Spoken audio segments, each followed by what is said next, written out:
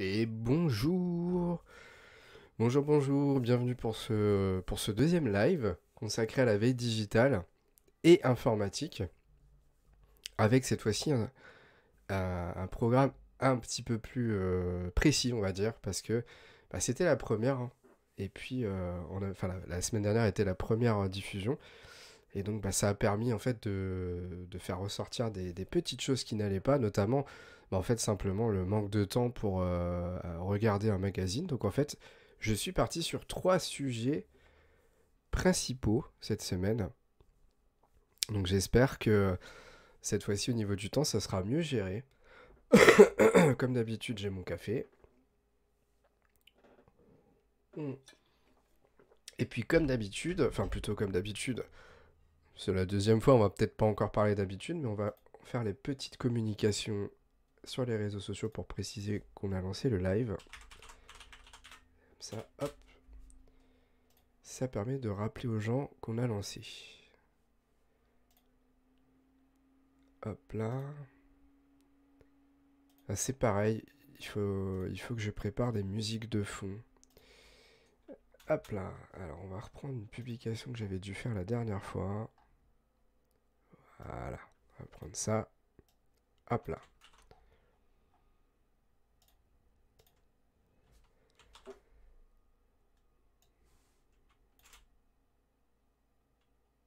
Hop.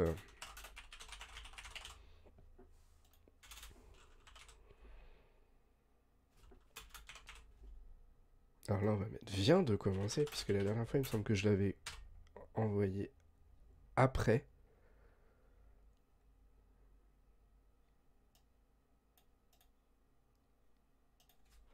De la semaine, on va mettre. Hop là. Et je vais envoyer ça sur Facebook. On va rouvrir un Chrome. Le web. Ah, il faut que je mette un espace, je pense. Ouais, voilà, c'est ça. Tac. On va aller sur le Twitter.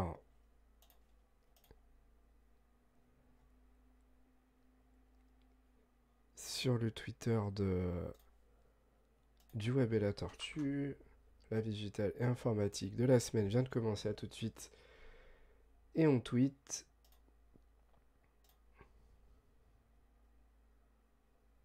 Et voilà.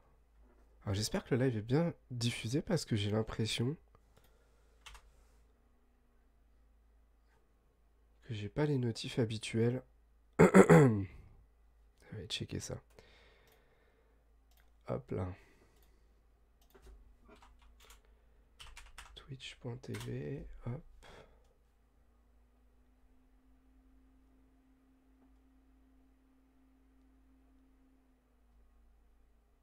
Si visiblement ça fonctionne. Hop. Tout a été mis à jour, nickel. Ok, donc on va pouvoir aller faire le petit post sur LinkedIn.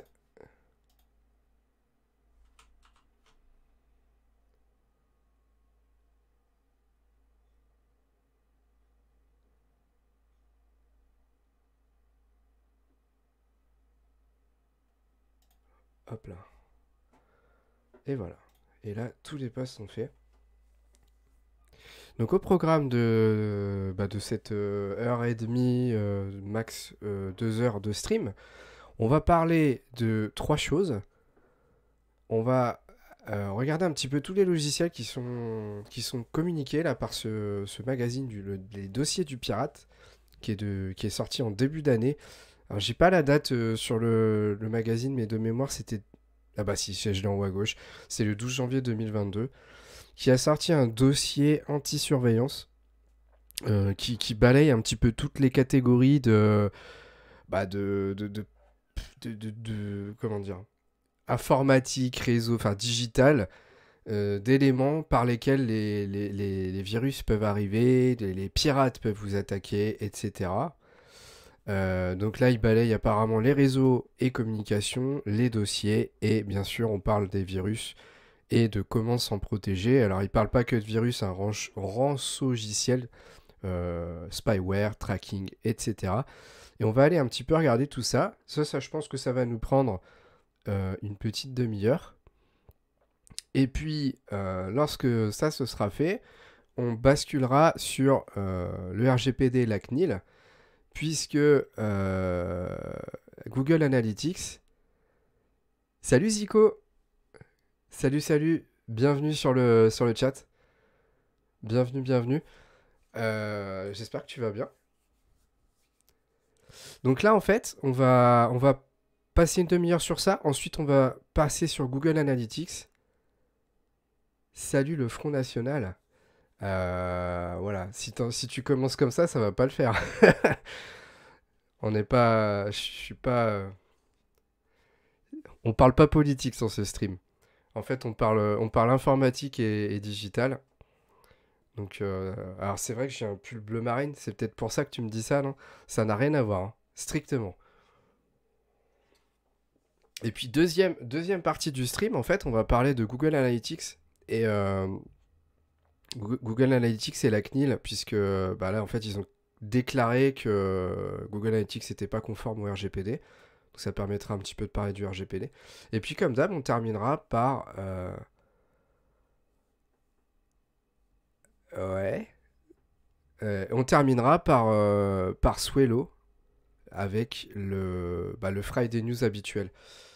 Ça, t'as des grandes oreilles. Ok mec, moi, je te time. Hein. Je te dis au revoir. Tu repasseras quand tu diras des choses sérieuses. Enfin, si je te débanne un jour. Bonne continuation. Alors, donc là, on va passer tout de suite au dossier du pirate avec le guide d'anti-surveillance. C'est parti.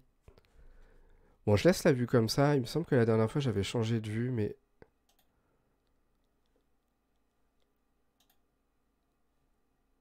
Hop là. Alors, donc en fait, on va parler d'abord des anti-malware. Je pense pas qu'on va parler du repère ici. On va passer directement page 12. Ce sera plus intéressant. Alors, je crois que j'avais un moyen de le faire, voilà, en passant par là directement. Hop, page 12. Voilà, avec tout de suite les logiciels qui sont expliqués. Alors, protégez-vous des virus. Donc là, on rentre tout de suite dans le vif, hein, avec des petites explications sur les symptômes d'une infection, vont de la simple gêne à la destruction des données. En fait, ils expliquent que tout simplement, un antivirus, ça a plusieurs... Un virus, pardon, ça a plusieurs niveaux d'attaque, on va dire. Il y a le petit virus de rien du tout qui va être plutôt ce qu'on appelle un adware, des choses comme ça, qui va vous balancer des petites publicités intempestives de temps en temps. C'est plutôt gentil. Et on a le virus qui va carrément être capable de casser votre ordinateur. Alors, quand je dis casser, hein, c'est Windows, etc. Parce que on a des virus qui étaient capables à une époque, je sais pas si c'est encore le cas, mais carrément de faire brûler un disque dur parce qu'en fait, il forçait, enfin, et même la carte mère, voire pire, parce qu'en fait, il forçait la surchauffe du PC. Et du coup, du coup, bah, en fait, enfin, ça cassait littéralement le PC. Ça, j'en ai plus entendu parler. Mais bon, il y a quand même des virus qui sont capables de faire de très gros dégâts. Et notamment, bah, on verra qu'il y a les nouveaux, enfin les nouveaux, ça fait un moment que ça existe, mais ceux qui sont peut-être les plus récents, c'est les ransomware qui encryptent votre PC. Alors, il parle tout de suite de 3 outils qui permettent de vous protéger. Alors le premier, celui-là, je le connaissais honnêtement. C'est Malwarebytes, c'est un des meilleurs logiciels que j'ai utilisé quand moi j'étais encore dans la maintenance. Puisque, en fait, c'est pas un vrai... On peut pas appeler ça un antivirus, puisque ça attaque d'autres systèmes qui s'appellent les malwares, et qui, eux, en fait, sont pas forcément là pour casser votre PC, mais qui vont plutôt être là pour faciliter l'entrée des virus dans votre PC. Donc ils vont pas être si nocifs que ça en général, ces malwares, mais ils peuvent ralentir votre PC, ils peuvent quand même empêcher le fonctionnement de certaines choses, mais surtout, bah voilà, c'est leur but, c'est d'être des portes dérobées pour les virus. Et donc ce logiciel-là, bah, très souvent, il y avait des PC qui étaient en très mauvais état, en mauvaise santé, ils étaient très lents, etc. On passait un coup d'antivirus, ça suffisait pas, et du coup, après, on passait avec ce Malwarebytes. Et ce logiciel-là, bah, en fait, il faisait littéralement le travail, hein, puisqu'en fait, il Il allait chercher ce que l'antivirus n'avait pas été capable de faire. Et ça, alors, bah, c'est comme tous les logiciels, il y a une base gratuite. Et après, bah, si vous voulez avoir une protection ultra complète avec plein d'options supplémentaires, vous allez passer sur la version payante. Malwarebytes, en fait, c'est déjà très très bien dans sa version gratuite. Et puis du coup, bah, avec ça, vous avez largement de quoi faire. Alors comment il le présente? Certains malwares, vers ou virus, ouais, il parle quand même de virus, particulièrement retors, réapparaissent après un redémarrage de Windows. Il peut s'agir d'une infection du registre. Là, c'est un peu technique. Et en fait, ils disent que ça propose une désinfection en profondeur. Un outil à utiliser régulièrement en complément de votre antivirus. C'est exactement ça. En fait, c'est pas un antivirus. Il faut vraiment l'utiliser en plus. Après, on a Adware Cleaner. Alors, je crois que celui-là, moi, j'en connaissais un autre. Mais ah bah tiens, c'est Malwarebytes en fait. Ok, ça avait été racheté. Et donc ça, c'est plutôt les publicités. C'est pour gérer les publicités intempestives. Et c'est pareil, ces publicités intempestives, bah, très souvent, elles vont être aussi des portes dérobées pour faciliter l'intégration d'un virus sur votre PC, qui lui va être beaucoup plus dangereux déjà. Et du coup, ça va empêcher ce genre de choses. Et en fait, on s'aperçoit dans la petite capture d'écran, je ne sais pas si vous voyez, mais que c'est bien Malwarebytes qui a conçu, qui a, je pense, racheté cet outil. Donc ça, c'est plus pour les pubs. Donc là, on est dans le malware. Là, on est dans la publicité. Et là, on est dans les rogues. Alors, Rogue Killer, pour moi, c'est un Malwarebytes, en fait. Le truc, si vous connaissez un petit peu les podcasts du Web et la Tortue, c'est que sur le Web et la Tortue, on expliquait que dans l'un de mes podcasts, que en fait, les logiciels type AdBlock qui bloquent les publicités sur votre navigateur, bah, en fait, quand on regarde bien, ils sont pas parfaits. Et le souci, c'est que si on n'en met qu'un seul, il va déjà bloquer plein de choses. Mais si on les cumule, on a une protection meilleure. Alors le problème, c'est qu'il y a de fortes chances que ça ralentisse votre navigateur et du coup indirectement votre PC. Mais cette protection qui est meilleure, on la retrouve aussi un petit peu sur les antivirus et les anti-malware, puisque Malwarebytes et Roguekiller, en fait, parfois, ils vont pas trouver les mêmes choses. Parce qu'ils n'ont pas le même algorithme, donc en fait, ils fonctionnent pas de la même manière. Et du coup, quand il y en a un qui va trouver un tel, bah, l'autre va peut-être trouver d'autres choses pour lequel le premier était passé à côté. Et c'est pareil pour les antivirus. L'antivirus, il va attraper des choses, il va les mettre en quarantaine, mais parfois vous allez passer un autre logiciel derrière, bah, il va trouver encore d'autres choses. Voilà. C'est pour ça que c'est pas interdit de les cumuler. Par contre, ce qui est interdit de faire, c'est de cumuler les antivirus, parce que quand on installe 2 antivirus sur le même PC, bah, le risque, en fait, c'est que les 2 antivirus, entre guillemets, s'attaquent l'un l'autre. Donc il faut faire attention. Par contre, les logiciels de malware, comme Roguekiller et Malwarebytes, en fait, on peut largement les installer à 2, puisque ils vont pas se bouffer l'un l'autre, quoi. Donc ça, là, en fait, le dossier anti-malware, très intéressant parce qu'il parle tout de suite des 3 logiciels qui sont les plus puissants actuellement pour vous débarrasser de la pub et des malwares. Et c'est tous les 3 des logiciels qui sont gratuits, en tout cas qui ont une base gratuite. Alors après, on va aller voir ce qu'ils disent un peu de l'autre côté. Lancez une analyse. Votre antivirus fait normalement barrage aux indésirables sans que vous ayez à intervenir. En cas de doute, lancez manuellement une analyse ici avec l'antivirus de Windows 10. En fait, là, ils expliquent, ouais, c'est un tuto pour lancer une analyse antivirus. Ok, c'est pas mal. C'est pas forcément ce qui va nous intéresser. Nous, on va plutôt s'intéresser au logiciel. Mais en tout cas, sur le magazine, ils expliquent comment lancer une analyse via l'antivirus gratuit intégré à Windows 10. Donc c'est plutôt intéressant. Alors il faut savoir que personnellement, moi j'utilise que l'antivirus de Windows, non pas parce qu'il est excellent, hein, mais tout simplement parce qu'en fait la clé d'une bonne sécurité sur un PC, c'est simplement c'est pas si facile que ça, mais ça va être de faire attention à ce qu'on fait. Et d'avoir les bons réflexes, c'est-à-dire de ne pas ouvrir n'importe quoi, de ne pas cliquer sur n'importe quel lien, de ne pas aller sur n'importe quel site, ou si on y va, de faire très attention à ne pas cliquer sur n'importe quoi, parce que c'est un petit peu comme l'histoire des régimes, où en fait on s'aperçoit que 80% du travail se fait par l'alimentation, bah là 80% du travail va se faire par le fait de faire attention à ce qu'on fait et là où on va. Parce que si vous faites ça, bah, vous éliminez une énorme partie des attaques potentielles virus qui peuvent arriver sur votre PC. Du coup, bah, rester sur cet antivirus-là, c'est largement suffisant, à condition d'être vigilant et d'être conscient des risques qu'on prend et de ne pas cliquer n'importe où. Donc là, ils expliquent comment consulter le centre de sécurité. C'est pas forcément ce qui nous intéresse. Ah voilà, là, là c'est bien intéressant. Parce que là, c'est quelque chose qu'on connaît déjà un petit peu moins.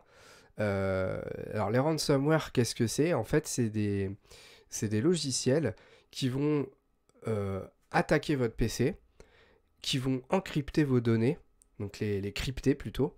Ce qui fait que vous, quand vous allez vouloir y accéder, bah, en fait, vous aurez accès à rien du tout puisque tout sera illisible. Vous ne pourrez plus faire quoi que ce soit sur votre PC. Et en général, ce qui se passe, c'est que vous avez un message qui apparaît qui vous dit, bah écoutez, c'est très simple, si vous voulez décrypter ou récupérer votre PC en état de fonctionnement, bah vous payez, ou vous faites ceci, vous faites cela. Donc en fait, c'est des pirates qui, par le chantage, vont vous obliger à payer quelque chose, payer une rançon, pour récupérer l'accès à votre PC qui lui a été pris en otage. En fait, le PC, c'est l'otage, et vous devez payer cette rançon pour le récupérer. Là où moi, j'étais pas trop informé sur le sujet, c'est que il y a, alors je sais pas s'il marche à tous les coups, mais maintenant il y a des logiciels qui vous aident à essayer de récupérer vos données. Alors là, on en voit un, No More Ransom. Sur ce site, vous trouverez tout ce qu'il faut savoir. Alors, ah oui, d'accord. Donc là, c'est plus un site pour se prémunir. D'accord. Donc c'est pas un logiciel qui a également un service de détection en ligne pour identifier celui dont vous avez été victime. D'accord, donc en fait, imaginons que vous avez déjà été attaqué. Le logiciel, enfin le site internet, lui, va vous demander en fait quel est le nom, ou alors il va peut-être scanner votre PC, j'avoue que je ne sais pas. Et il va vous dire bah, quelle solution il existe pour essayer de récupérer vos données. Ensuite, on a ID Ransomware. Via ce service, vous identifiez votre ransomware en téléchargeant, j'aime pas dire téléversant, c'est pas beau, le fichier contenant les instructions de paiement ou bien un de vos fichiers chiffrés. Le site peut vous souffler ensuite une solution pour récupérer vos données si elle existe, mais il n'effectue pas lui-même le décryptage. En fait, c'est un équivalent de No More Ransom. C'est un logiciel qui va vous aider à trouver d'autres logiciels pour récupérer vos données, quoi. Et alors, No Ransom, alors là, c'est Kaspersky. Kaspersky qui est quand même l'un des outils antivirus les plus connus, qui lui propose des outils de décryptage à télécharger sur le PC, qui vont en fait faire, en gros, hein, pour moi, hein, quand je regarde ces outils-là, ils vont certainement vous mettre à disposition des sortes de logiciels de hackers, donc de pirates, pour décrypter des données comme si vous étiez un pirate, alors qu'en réalité, c'est vos propres données auxquelles vous voulez réaccéder. Donc là, c'est typiquement, à mon avis, des logiciels un petit peu de hacking, hein, en fait, très clairement, qui font ça. On peut... Est-ce qu'on aura le temps? Non, on va être un peu juste pour aller voir, qu'on va pas forcément aller les voir. Et après, attendez, j'allais louper, Avast, éditeur du célèbre antivirus, propose des outils de déchiffrement. Il faut connaître le type de ransomware qui a infecté votre PC. C'est un petit peu comme No More Ransom au-dessus. Sauf que lui, il va vous donner, un petit peu comme Kaspersky, en fait, des liens pour télécharger des correctifs. Ok. Donc là, ce qu'on s'aperçoit, et ça, j'avoue que moi, j'étais pas trop au fait là-dessus, c'est que les ransomware, dorénavant, on a des choses pour essayer de lutter contre. Parce qu'il y a eu une époque, quand les ransomware sont arrivés, en fait, soit vous payez, soit vous disiez adieu à vos données, tout simplement. Et le problème, c'est qu'en plus de ça, il fallait pas payer parce que les trois quarts du temps, les pirates s'en foutaient et ils vous rendaient pas l'accès à vos données. Donc c'est très très compliqué. Et visiblement, maintenant, il y a quand même des choses à faire. Alors, je sais pas si elles marchent à tous les coups, c'est un petit peu comme les virus classiques. Plus les versions de ransomware sont élaborées et plus elles sont récentes et plus on aura de mal je dirais, à les contrecarrer, entre guillemets, à les désinstaller, à les décrypter, etc. Donc là, je pense ils expliquent, hein. Ouais, voilà. C'est sûr que le meilleur moyen de se prémunir du ransomware, c'est d'avoir des sauvegardes et de les faire à l'extérieur de son PC, à l'extérieur sur un serveur, sur un autre PC, sur le cloud, à plusieurs endroits. Comme ça, s'il y en a un qui est infecté, bah, en fait, on retire simplement cette version-là, ce PC-là, on le redémarre, on le remet à zéro complètement, c'est-à-dire que le disque dur, on le formate, et on repart sur une installation propre en redescendant une sauvegarde qui vient de l'extérieur. C'est de toute façon le meilleur moyen de se prémunir contre tout ça. Malheureusement, il y a des grosses sociétés à l'époque où les ransomware sont arrivés, qui en fait, même si c'était des sociétés avec beaucoup d'argent, bah, n'avaient pas un système de sauvegarde qui était au point, et ils se sont fait avoir comme ça. Ok. Qu'est-ce qu'ils disent ensuite? Ah, il y a un... Alors ça, je ne savais pas, par contre. Activez l'outil Windows pour vous protéger des ransomware. Le système Microsoft embarque un outil de protection contre les rançongiciels, qu'est-ce que c'est moche aussi ça, pour mettre à l'abri vos fichiers les plus précieux. Activez la protection. Protection contre les ransomware. Ok. Donc visiblement, il faut aller dans mise à jour et sécurité. On va le faire, hein. Mise à jour. Et est-ce que je vais le trouver directement? Non, il me le trouve pas en direct. Je vais essayer de passer comme ça. Il me trouve pas le... Alors attendez, je vais revérifier quand même. Mise à jour, sécurité Windows. Ah oui, ouais, je peux aller directement dans sécurité Windows en fait. Sécurité Windows. Alors moi j'ai carrément désactivé mon antivirus, hein. Mais pour regarder, je vais quand même aller regarder ça. Alors ensuite ils disent protection contre les virus, ok. En bas de la fenêtre, ça affiche, cliquez sur gérer la protection contre... Ah ok, c'est là. Et moi il est actif par contre, ça je l'ai pas, je l'ai pas désactivé puisque je ne savais même pas qu'il existait en fait. D'accord, ici... Ah bah non, c'est désactivé, ok. Donc il faut l'activer, par défaut ça l'est. Alors c'est rare, Windows en général active tout ça. Je comprends pas pourquoi ça... Ok. Je pense que ça peut valoir le coup de l'activer si, bah, si vous n'avez pas de système de sauvegarde, etc. Comme je l'expliquais, parce que techniquement c'est pas si simple que ça à faire. Ça peut être intéressant peut-être de le mettre en place. Attendez. Si je vous montre pas en même temps, ça peut pas le faire. Donc je repars ici. En fait, c'est dans protection contre les virus et c'est tout en bas. Protection contre les ransomware. Euh, Et puis là, on va dans gérer la protection et on peut l'activer en cliquant ici.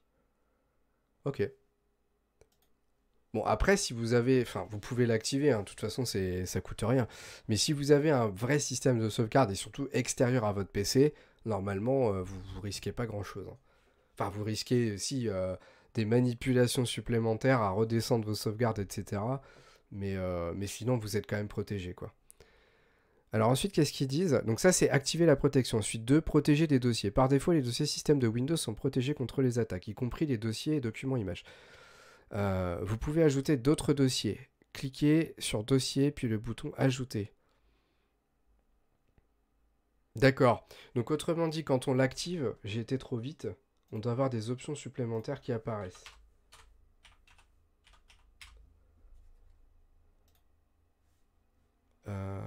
On y retourne.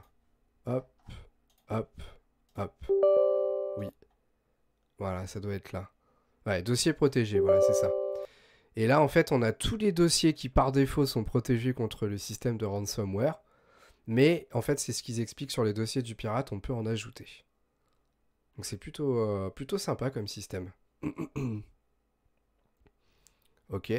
Ensuite, qu'est-ce qu'ils disent? Autoriser des applis, d'accord. Et récupérer. Ok. Et donc là...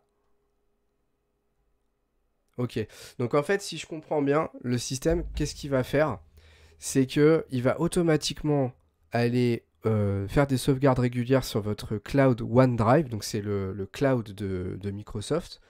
Ce qui fait que si vous vous faites attaquer par un ransomware tierce, lui, en fait, il va simplement vous permettre de redescendre une sauvegarde via le drive de Microsoft.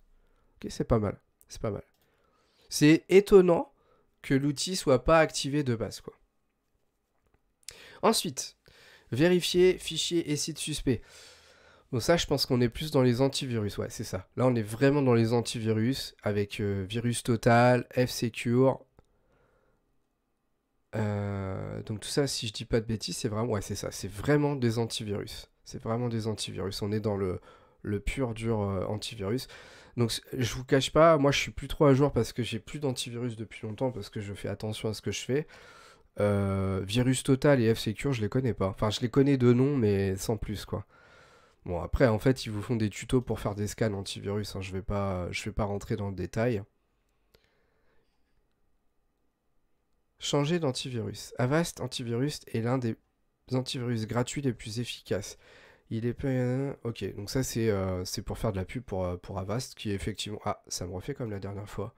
Donc là, je sais plus ce que j'avais fait. Je crois que j'avais fait ça. Et je crois que j'avais fait un petit F5.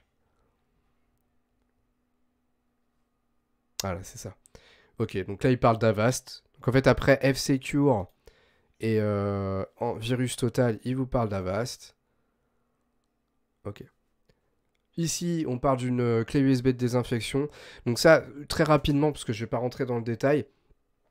En fait, ce qui se passe des fois, c'est que les virus ont, un peu comme un ransomware, fait en sorte que vous puissiez même plus ouvrir votre Windows. Et du coup, en utilisant une clé USB de désinfection, quand vous allez allumer votre PC, au lieu de lancer Windows qui de toute façon peut plus se lancer, vous allez pouvoir lancer la clé USB qui va vous ouvrir un petit menu. Alors je peux pas zoomer. Ah si, je peux zoomer, regardez, ça va faire ça au démarrage. Et du coup, vous allez pouvoir faire un scan et essayer de retirer les virus qui empêchent le PC de démarrer correctement Windows.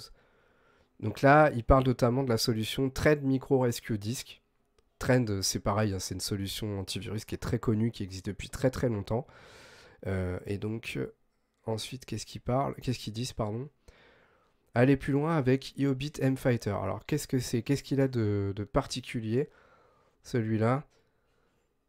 Ok, ça a l'air d'être un antivirus complet, hein, c'est comme les autres. Je sais pas trop ce qu'il fait de plus. Pourquoi ils disent aller plus loin? Iobit... Ah oui, c'est pour les malwares. Donc c'est un malware byte en fait. C'est un malware byte supplémentaire. Ok. Bon ça je vais pas passer trop longtemps dessus.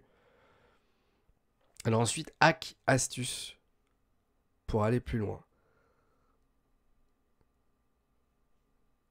Ouais, mais ça, tout ça, ça revient un petit peu à ce qu'ils ont dit avant. On va pas passer trop. Oh, il y a carrément des liens. Pourquoi ça me fait ça là? Alors je sais pas pourquoi ça me fait ça là. Si je clique, ça me lance le lien, c'est ça? Ah d'accord. Ok, ils ont mis des liens sur l'article. Ça c'est pas mal. Je sais pas pourquoi je l'avais pas avant.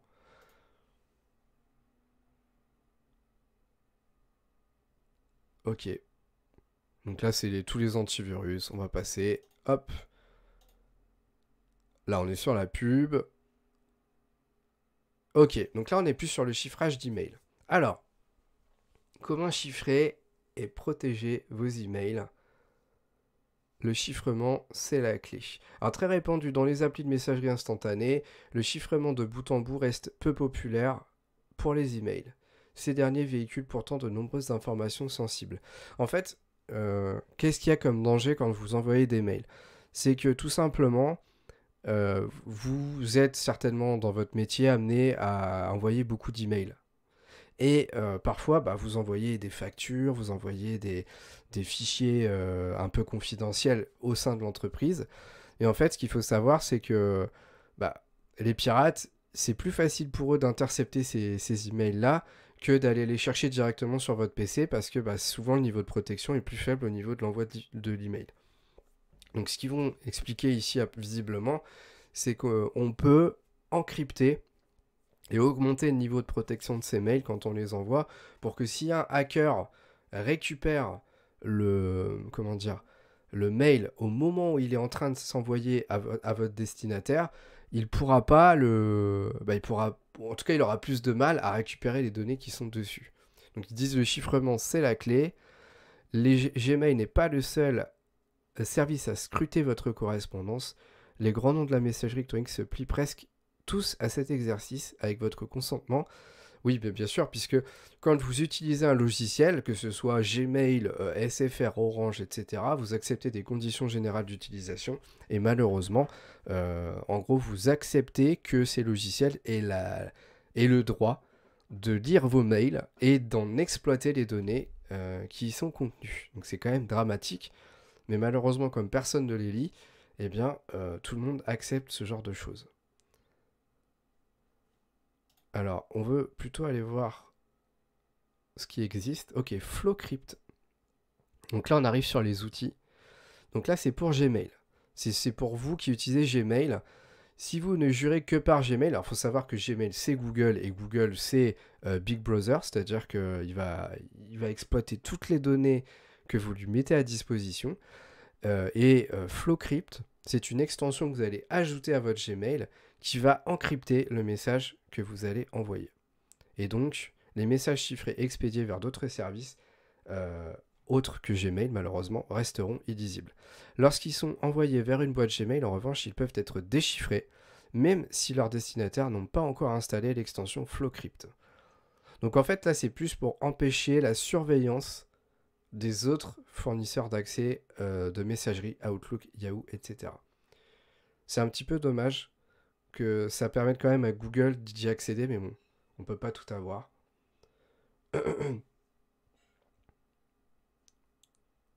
Le mode confidentiel en attendant mieux dans Gmail.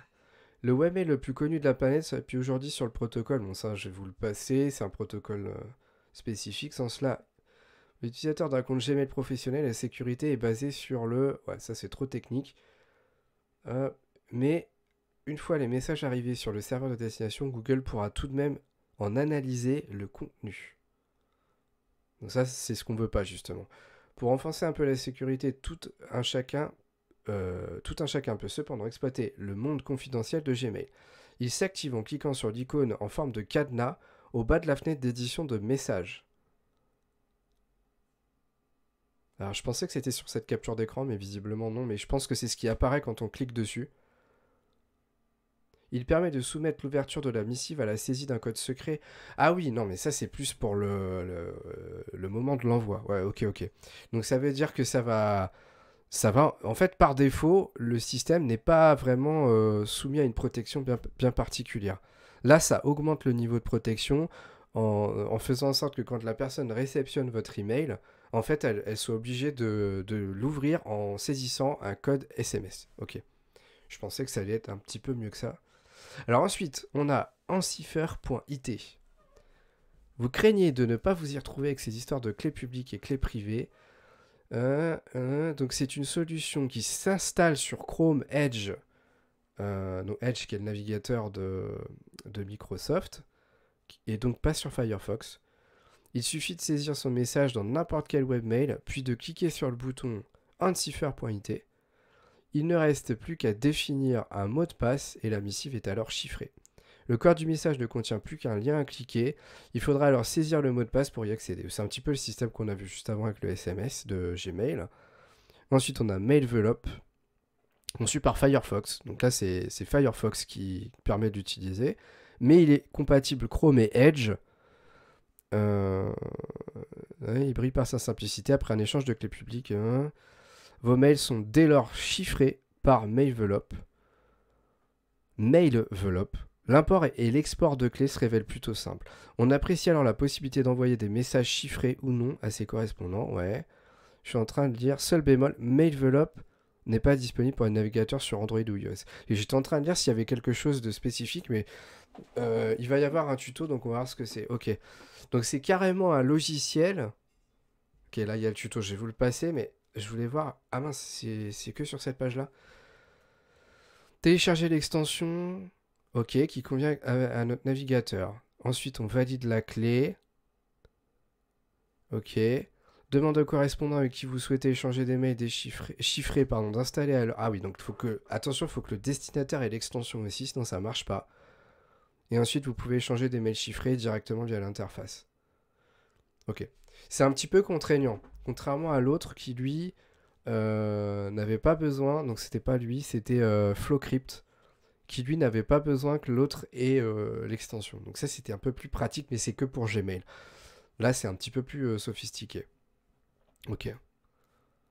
Bon, ça, c'est vraiment si vous êtes je dirais, dans l'envoi d'emails très sensible, hein. En général, si on envoie des mails un peu classiques, on n'ira pas jusque-là. Mais c'est quand même une bonne protection. Choisir un service, donc forcément, eux, ils proposent aussi carrément de partir de base sur un logiciel de mailing sécurisé. Alors, vous utilisez Outlook ou Thunderbird pour gérer vos correspondances et ne souhaitez pas changer vos habitudes. Vous pouvez équiper votre outil pour qu'il puisse émettre et recevoir des emails chiffrés. Pour le logiciel de Microsoft, donc Outlook, vous pouvez vous tourner vers l'extension Secure Exchange, .com, mais c'est facturé. Ok, c'est payant, ça c'est embêtant. Et Thunderbird, qui elle est une solution peut-être qui est open source, donc elle sera peut-être plus gratuite. Ouais, voilà, c'est ça, extension gratuite. Enigmail, qui met en place une authentification PGP directement dans le logiciel d'email. Ok. Donc il faut savoir qu'il y a des solutions qui existent pour ne pas avoir à changer de solution d'email, rester sur les mêmes et incorporer ce logiciel. Ensuite, ils ont carrément, donc là c'est les logiciels de mail, d'envoi d'email gratuits. Donc Proton Mail, parmi les services de messagerie électronique sécurisés, notre coup de cœur se porte sur Proton Mail. On va essayer de cliquer là, voir si on a... Voilà, c'est un client de messagerie qui ressemble beaucoup au système de Windows Mail, je trouve, au niveau de l'interface. Alors je vais zoomer. Hein. Ah, je peux pas zoomer comme ça, mince. Comme je suis en aperçu de lien, je peux pas zoomer. Ensuite, on a tutonata.com. En fait, si je pour faire simple, hein, ces logiciels, c'est des logiciels comme Outlook, mais qui ont la particularité pardon, parce que faut que je revienne sur la page suivante et je sais pas comment on fait. Si je fais ça, non. Qui ont la particularité d'encrypter vos mails de base. C'est-à-dire que là, il n'y a pas de problème de... Si je fais ça, non, ça marche pas. J'essaie ça, ça marche. Ok, on repasse en F11. Donc ça, c'est si vous voulez carrément passer par des logiciels qui le font de base, comme ça, vous n'avez plus de soucis. Et ils sont gratuits. Donc on a Proton Mail, Tutonata, Ctemplar, Mailfence. Chiffrez vos mails avec Tutonata et là ils font un tuto sur Tutonata en particulier pour expliquer comment l'utiliser. Ok. Donc sachez que si vous voulez totalement encrypter vos mails sans passer par des extensions, vous pouvez utiliser des logiciels d'envoi d'email et de réception bien sûr qui sont directement encryptés, ce sera peut-être plus simple.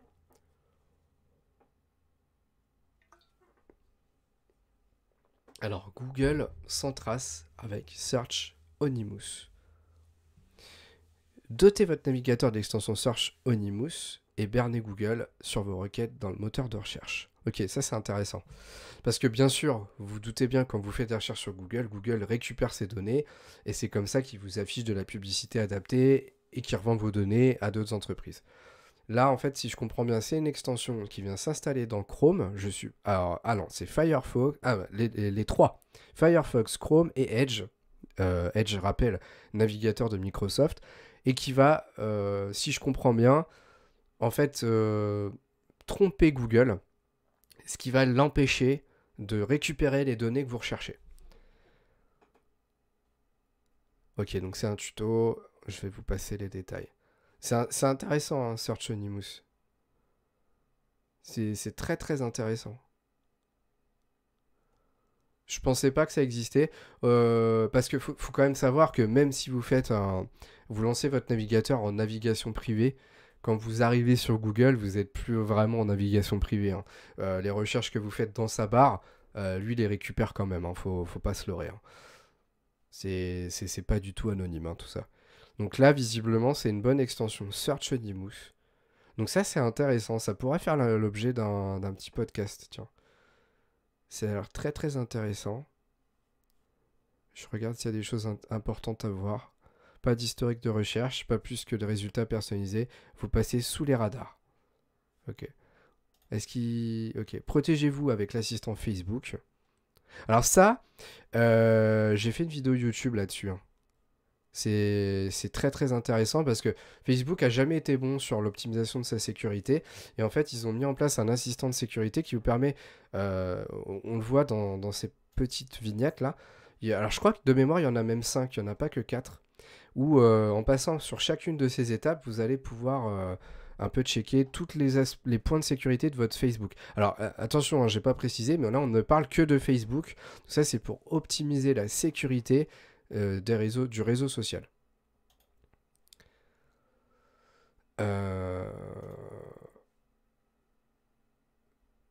Allez voir sur la chaîne YouTube du Web et la Tortue, vous verrez, il y a une vidéo. Je vais repasser en plein écran. Hop, on va se mettre sur youtube.com. Où est-ce que... Je crois que j'avais fait une... Je sais plus si j'avais fait un podcast ou si j'avais fait un...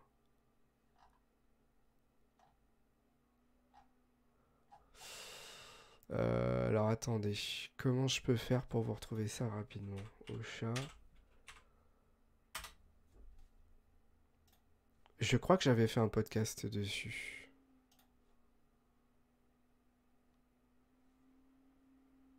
Essayez de vous retrouver ça.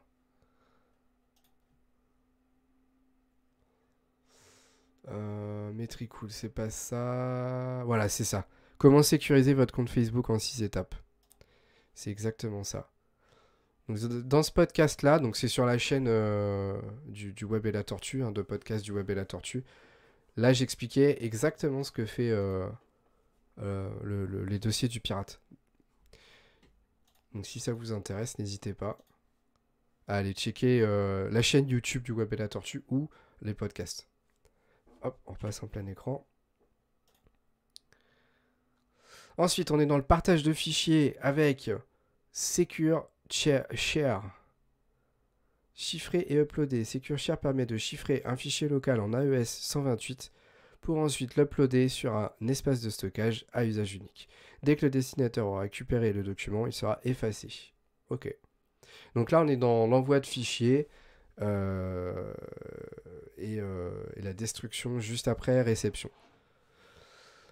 Secure Share, qui est complètement gratuit. Alors, attendez, on va essayer de trouver l'info, mais je pense que c'est gratuit, hein. Donc là, c'est simple.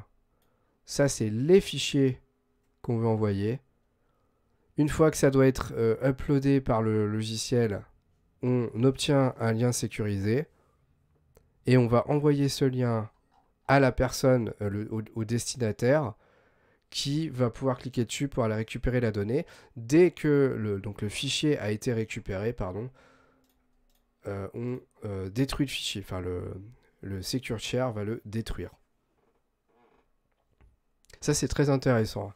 Ça, c'est encore une fois si vous devez envoyer des fichiers volumineux qui passent pas en pièce jointe de mail, ou que même vous voulez éviter, comme je disais tout à l'heure, que vos mails soient un peu interceptés facilement, bah, vous allez envoyer vos fichiers via ces outils-là et ça va vous permettre de les crypter, tout simplement.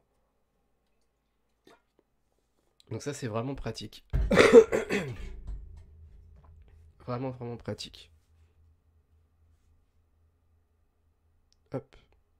Je check les notifications. Alors, ensuite, 18 astuces pour aller plus loin. Éviter de se faire taguer. Je vérifie si je passe pas à autre chose parce qu'il est déjà 14h44 et j'aimerais bien passer au sujet de la CNIL, sujet numéro 2. Sécuriser son compte, éviter la pub ciblée. Alors attendez, on va se remettre en vue globale. Alors là, vous voyez pas grand chose, mais c'est pour que moi j'aille un peu plus vite. Ok, ça, je vais pas en parler parce que c'était un sujet qu'on a traité la semaine dernière. Ok, donc on va pouvoir passer au... on va pouvoir passer au deuxième sujet.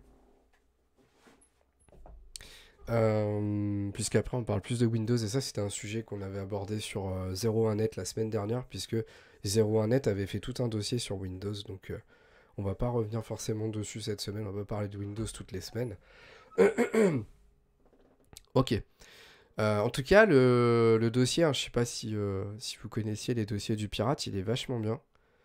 Et donc là, si ça vous intéresse, hop, mince, voilà, c'est le numéro du 12 janvier 2022, le tout dernier, qui comporte vraiment tous les logiciels, avec les liens pour les télécharger, etc. Et il y a notamment un dossier sur lequel je vais pas aller, qui est protéger Windows. Donc si vous voulez avoir tous ces petits logiciels-là, n'hésitez pas à aller voir ce petit numéro-là qui est bien sympa et qui donne plein de logiciels qui sont réellement de très bons logiciels, ça je confirme, il n'y a pas de problème. Ok. Ensuite, deuxième sujet de cet après-midi, avec le sujet Google Analytics, qui est entre guillemets hein, blacklisté par la CNIL vis-à-vis du RGPD. Donc là, il y a plusieurs points à voir. On va passer sur l'article directement de la CNIL. Article hein, qui est paru le 10 février 2022, hein, donc ça date d'il y a 5 jours, c'est ultra récent. Utilisation de Google Analytics et transfert de données vers les États-Unis, la CNIL met en demeure un gestionnaire de site web. Donc, qu'est-ce qui s'est passé? Qu'est-ce qui va se passer? Et qu'est-ce qui est indirectement annoncé par la CNIL? Alors déjà, on va parler du RGPD. Donc le RGPD, c'est apparu en 2018, c'est le Règlement général à la protection des données. C'est un règlement qui vise à protéger les consommateurs, les clients particuliers, entreprises, donc les acheteurs, que ce soit de services ou de prestations, et les consommateurs, nous en tant que particuliers, hein, de protéger ces personnes qui communiquent leurs données sur Internet et au sein de leur entreprise et sur toute entité qui collecte ces données pour éviter les abus. Donc pour être un peu plus précis, hein, on va donner plusieurs exemples. Quand vous êtes, je sais pas, au sein d'une entreprise, vous envoyez des mails à X personnes, ces personnes ont accès à des données que vous leur envoyez. Comment ces données sont gérées au sein de l'entreprise? Donc ça, c'est la première chose. Ensuite, il y a les données qu'on collecte ou pour lesquelles qui sont collectées de nous sur Internet. Les choses les plus basiques, ce sont quand on fait, par exemple, on remplit des formulaires de contact sur des sites. Vous mettez votre nom, votre prénom, vous mettez un message. Ces données, elles sont stockées où? À quoi elles servent? Est-ce qu'elles servent qu'au site internet auquel vous avez envoyé les données, etc. Donc ce RGPD, là, ce règlement, il est là pour ça. Il est là pour encadrer tout ça et vous protéger. Mais si vous êtes de l'autre côté, c'est-à-dire que vous êtes aussi entrepreneur, il vise à encadrer tout cela dans le sens où vous allez devoir justement structurer la gestion de vos données de clients et être en capacité d'expliquer expliquer à quoi elles servent et comment vous les gérez. Voilà. Et il y a une notion d'Union européenne puisque en fait vous allez simplement devoir faire attention et justifier du fait que si vous stockez des données, est-ce qu'elles sont bien en Union européenne ou est-ce qu'elles sont par exemple transférées à l'extérieur? On va prendre un exemple tout bête qui peut arriver très souvent.